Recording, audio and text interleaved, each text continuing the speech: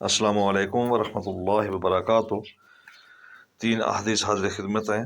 پہلی احادیث میں صدقہ فطر کے بارے میں معلومات، جبکہ دوسری احادیث میں عربی کے پوچھے گئے سوال اور حضور نبی اکرم صلی اللہ علیہ وسلم کی جوابات اور خوشخبری، اور جبکہ تیسری احادیث میں رمضان المبارک میں بیویوں کے پاس جانے کی اجازت۔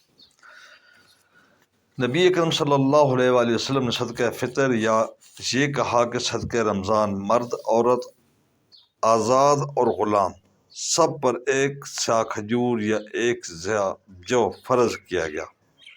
پھر لوگوں نے آدھا سا گہوں اس کے برابر قرار دے لیا، لیکن ابن عمر رضی اللہ تعالی عنہما کھجور دیا کرتے تھے۔ ایک مرتبہ مدینہ میں کھجور کا قحط پڑا تو آپ نے جو صدقے میں نکالا۔ ابن عمر رضی اللہ تعالی عنہما چھوٹے بڑے سب کی طرف سے، یہاں تک کہ میرے بیٹوں کی طرف سے بھی صدقہ فطر نکالتے تھے۔ ابن عمر رضی اللہ تعالی عنہما صدقہ فطر ہر فقیر کو جو سے قبول کرتا دے دیا کرتے تھے، اور لوگ صدقہ فطر 1 یا 2 دن پہلے ہی دے دیا کرتے تھے۔ امام بخاری رحمۃ اللہ نے کہا کہ میرے بیٹوں سے نافع کے بیٹے مراد ہیں۔ امام بخاری نے کہا کہ وہ عید سے پہلے جو صدقہ دے دیتے تھے تو اکٹھا ہونے کے لیے نہ فقیروں کے لیے، پھر وہ جمع کر کے فقراء میں تقسیم کر دیا جائے۔ جبکہ دوسری حدیث، ایک عربی پریشان حالت بکھرے ہوئے بال رسول اکرم صلی اللہ علیہ وسلم کی خدمت میں حاضر ہوا۔ اس نے پوچھا، یا رسول اللہ صلی اللہ علیہ وسلم، بتائیے مجھ پر اللہ تعالیٰ نے کتنی نمازیں فرض کی ہیں؟ آپ صلی اللہ علیہ وآلہ وسلم نے فرمایا کہ 5 نمازیں، یہ اور بات ہے کہ تم اپنی طرف سے نفل پڑھ لو۔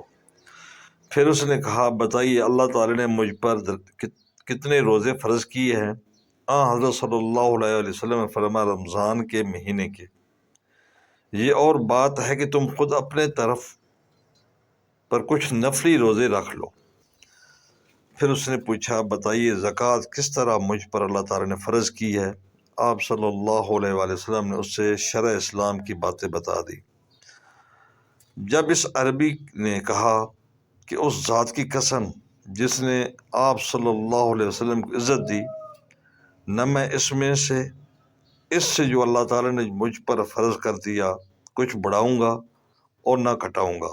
اس پر رسول اللہ صلی اللہ علیہ وسلم نے فرمایا، اگر اس نے سچ کہا تو یہ مراد کو پہنچا، یا آپ صلی اللہ علیہ وسلم نے یہ فرمایا کہ اگر سچ کہا ہے تو جنت میں جائے گا، اور یہ اس کے لیے ایک خوشخبری تھی۔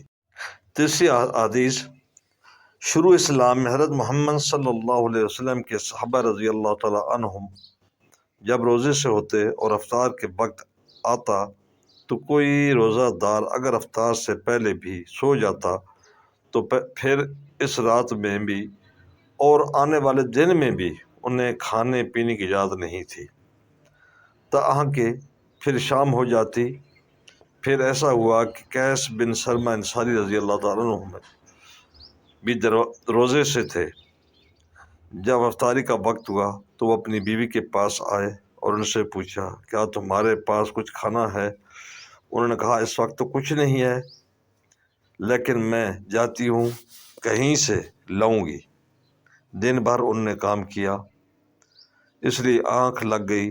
جب بیوی کی واپسی ہوئی اور انہیں سوتے ہوئے دیکھا تو فرمایا، افسوس تم محروم رہے۔ لیکن دوسرے دن وہ دوپہر کو بے ہوش ہو گئے۔ جب اس کا ذکر نبی اکرم صلی اللہ علیہ وآلہ وسلم سے کیا گیا تو یہ آیت نازل ہوئی، حلال کر دیا گیا تمہارے لیے رمضان کی راتوں میں اپنی بیویوں سے صحبت کرنا۔ اس پر صحابہ کرام رضی اللہ تعالیٰ عنہم بہت خوش ہوئے اور یہ آیت نازل ہوئی، کھاؤ پیو یہاں تک کہ ممتاز ہو جائے تمہارے لیے صبح کی سفید دھاری، صبح صادق سیاہ دھاری